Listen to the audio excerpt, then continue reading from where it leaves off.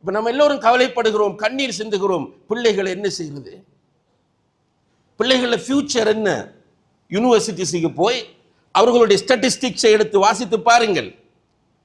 யூனிவர்சிட்டிக்கு வரக்கூடிய மாணவர்களில் 75-80% பெண் மாணவிகள், பாய்ஸ் இல்லை. நம்முடைய வீடுகளில் இருக்கிற பாய்ஸோட சும்மா உட்கார்ந்து பேசும்போது அடுத்தது என்ன செய்ய போகிறாய் என்று கேட்டால் அவனுடைய ஆன்சர் என்ன தெரியுமா? கோர்ஸ்.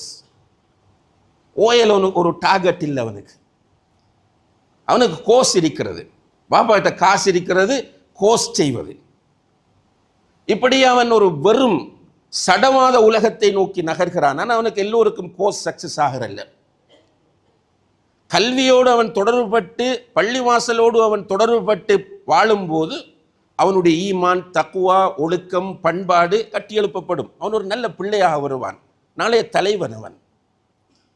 அவன் பெற்றோரை மதிப்பான், குடும்பத்தில் உள்ள பெரியவர்களை மதிப்பான், உறவுகளை பேணி நடப்பான், சமூக விழுமியங்களை பேணி நடப்பான், ஸ்கூலிலே ஒரு முன்மாதிரியான மாணவனாக இருப்பான், சமூகத்தில் ஒரு நல்ல பிரஜையாக இருப்பான். ஆனால் இன்றைக்கு அது கிடையாது.